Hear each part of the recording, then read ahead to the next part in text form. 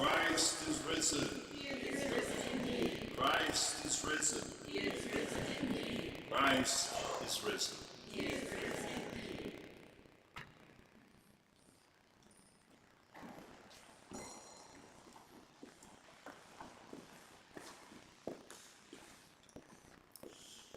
The gospel relates to us that Jesus is leaving,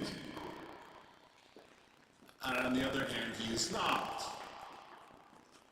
Because Jesus will be encountered, met, seen, touched, smelled, heard by all those who love one another.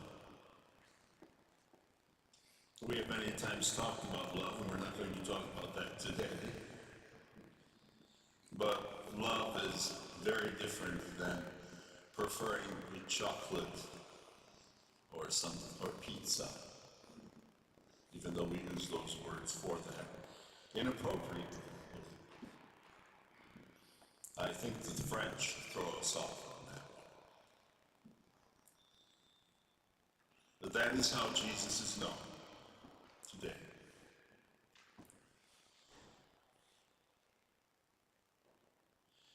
Today, in a very extra special way, as really never before in my life, I rejoice to see this day. I rejoice to see this day.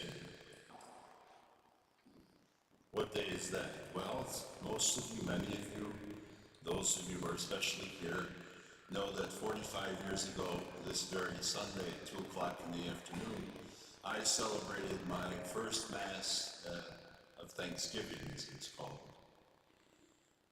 at the Church of Holy Trinity, the church I was baptized in, I was confirmed in, I received my first Holy Communion in, and the church I also was ordained in. Thanks to Bishop Head, whose practice it was at that time to ordain priests in their local parishes,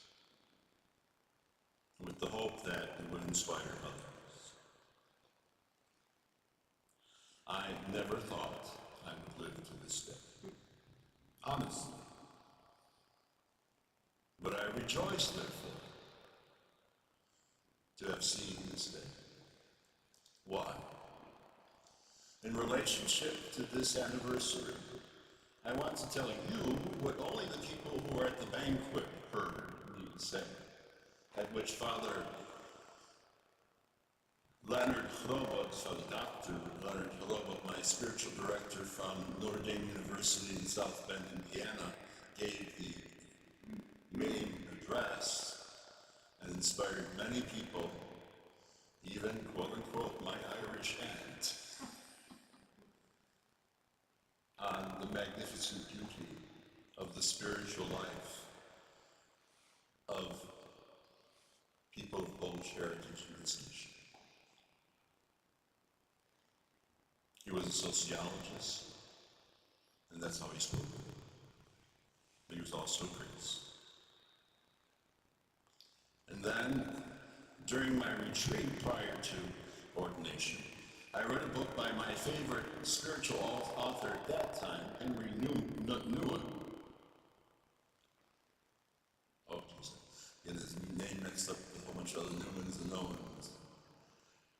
It'll come to me by the end. Canadian, who wrote many books at that time. But this particular book was written in memoriam. I'm going to tell you about the book, you can read it yourself. But what I said to the people who were gathered there, my father and mother invited 450 people to this banquet. And Mrs. Stushnia, Father Harry's mother, took here anybody from the Cheektowaga here, right down the street. I said, my whole motivation to be a priest is to live in memory of those of you who are here. Because you and others who passed away inspired me. That included my pastor who sat at the head table at that time, former associate in the 1920s here at St. Casimir, Father John Prachkaiwo, who is the reason I sing Mass, or we sing it together because that's when we did it. Every single Sunday, that's the way Mass was celebrated. He was also very reverent. And when he got to the altar, you knew there was something important going on. But he wasn't stiff. He had a phenomenal sense of humor and a better knowledge of Polish literature. So in memory of him, and also in memory of Father Anthony, Father Tony, from Lackawanna, who was a recovering alcoholic priest that died. And I was at his funeral, which the bishop did not come to celebrate. He sent Monsignor from the local church.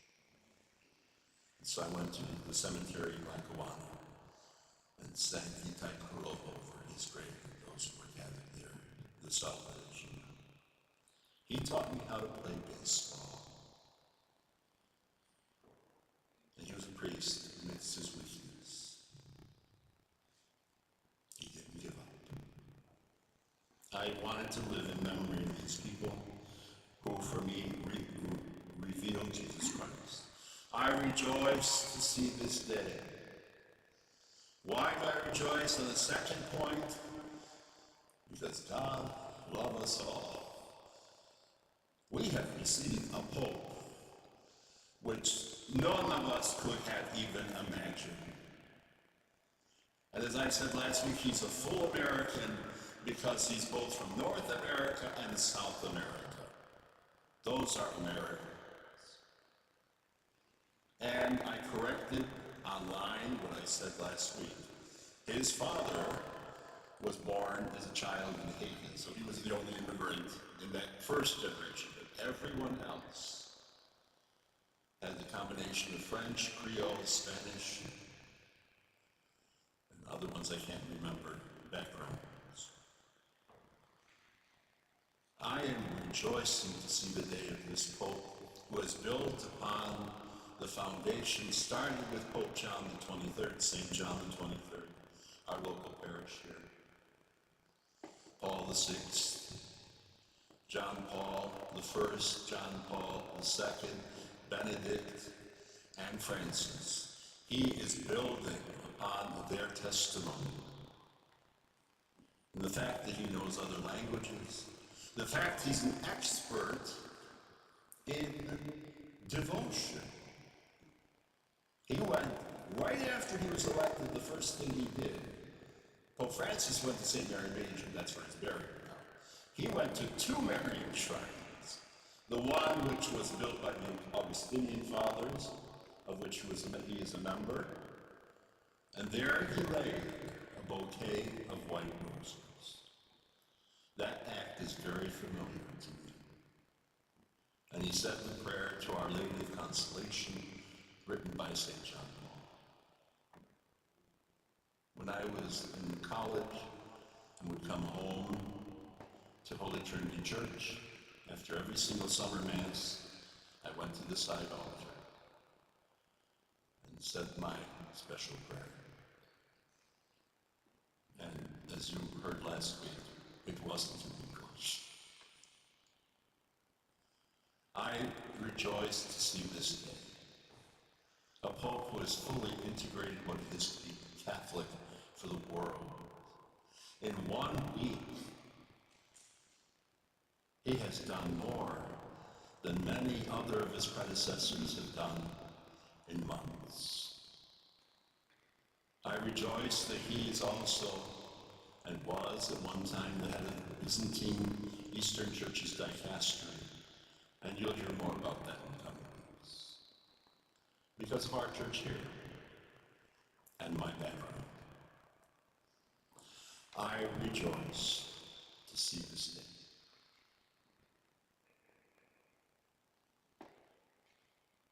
And I set our church here, remember, because that is part of my rejoicing. And lastly, the third reason that I rejoice to see this day. 10 years ago was the lowest point of belief in Jesus Christ in the whole history of documented United States. 10 years ago. It was actually around 2011, so count it out and get the exact number of years. It was the lowest point that's ever gone that anybody in the United States believed in Jesus. However, I rejoice to see this day because 10 years later, we have one of the highest percentages of people that believe in Jesus Christ in 10 years. And most of the gentlemen are men from 30 to 40 years old. And you know why it happened so fast? Oh, I wonder if anybody could guess this one. Give it $20. Tom, do you know? Yes, Anya. Uncut. No. Well, there was a little bit of touch of that, you're right, at the beginning. But what made it happen so quickly was that Sylvia, I can't see you from here. Oh, Margaret. Oh. What did you say? Oh, okay. She's a good girl, she is, Mama.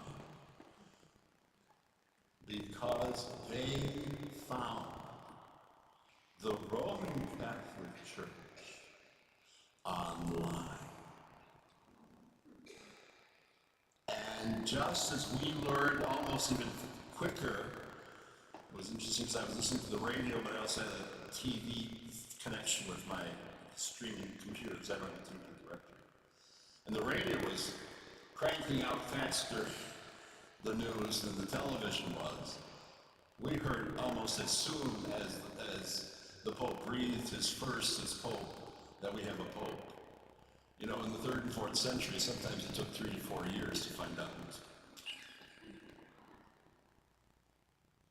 I rejoice to see this day. I knew it would happen as I saw my family, cousin by cousin, dropping out of faith practice once they were confirmed.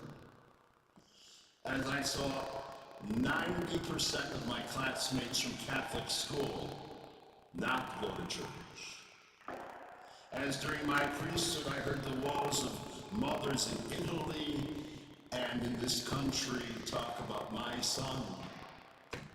He used to be an altar boy, and all these used to. Now 66% of Americans believe in Jesus Christ. 10% more than 10 years ago. I rejoice to see this day. And the Alpha program, which we have been, you've heard me speak about here, has been embraced now by more Catholics than any other religious group across worldwide. It's a big win amongst young Catholics. And the largest increase out of all the denominations, if you want to say that, doesn't mean they're signing up and getting their envelopes, because they don't want the kind of church that we have. They don't. I mean, kind of the older people here, gray hair, no, they don't want the kind of church, and that we'll talk about in the future. You know what they want? Of all things, silence. Did you ever hear that before here? You remember how people left this church when I asked them to be quiet? Or someone said in another church, he doesn't let us talk before Mass. They want silence. Because they have too much noise in their daily lives. They have also found out that itself, that AI and woke, whatever you want to call it, does not give one thing, meaning to their lives. Jesus does. They want to encounter Jesus, though. So how inappropriate it is for us to say, come to my church. They don't want to know your church or my church. They want to know Jesus Christ. This increase in belief in Jesus and God is different than ever before, because there's one aspect of this that I just can't understand, but I do understand. The biggest obstacle for these young people, they'll believe in God, but they ask themselves this question, boy, this will knock your shoes off, so make sure you pick them up before you leave. They ask the question, is God good? Is God good? Because of all the troubles, drama, and situations, and challenges that they have in their life. They ask that question. And that was actually one of the questions we talked about in the Alpha program, one of the sessions. Thanks be to God that those who are in Alpha have asked to continue it, and we will meet this Tuesday here in St. Catherine at the Sun Porch at 7 o'clock to continue the Alpha program. I rejoice to see this. In the depth of my heart, I knew what was happening. Just like I knew Gregorian chant would come back. After all that, sons of God, angels of the word, I sang that too, but it didn't lead me to heaven, it just made me shake myself up. That made me maybe a little bit more happy, if you want to say that, in relationship to the way sometimes church was overly somber. But they want a different church, and one of the different things is they want to meet Jesus Christ. They want to see Jesus Christ active. One of the ways we try to do that, and we have been trying very hard, and we've overcome many, many obstacles, is in our food pantry outreach. Because they want to see how Jesus Christ changes his world. So if you're part of the food pantry outreach, or any outreach, you're doing what young people want to see. That probably your grandparents never were involved with. Well, what used to happen is people took care of their neighbors.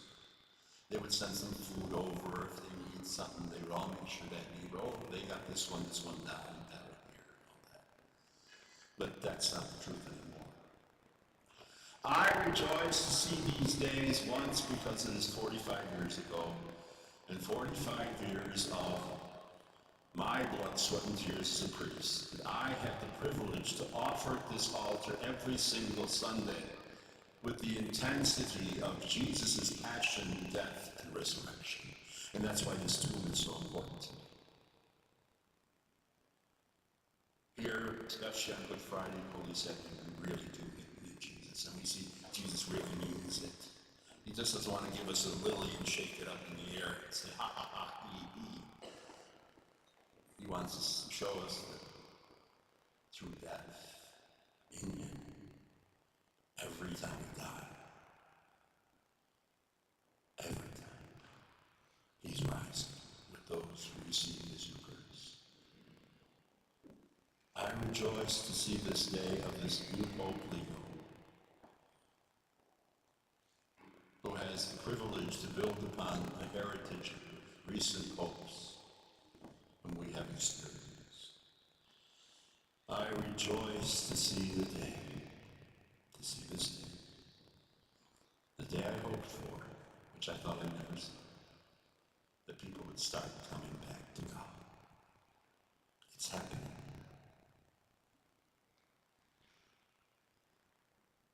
It's happening especially, it continues especially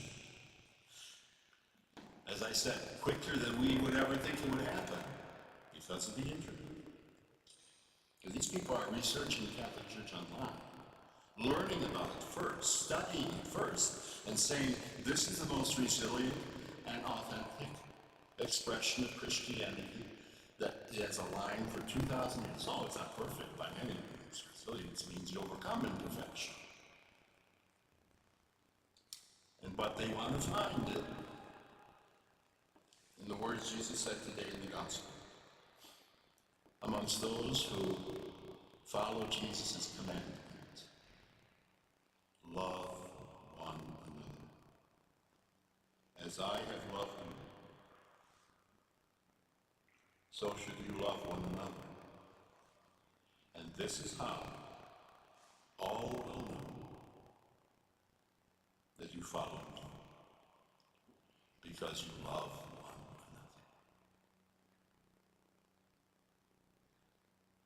Christ is risen.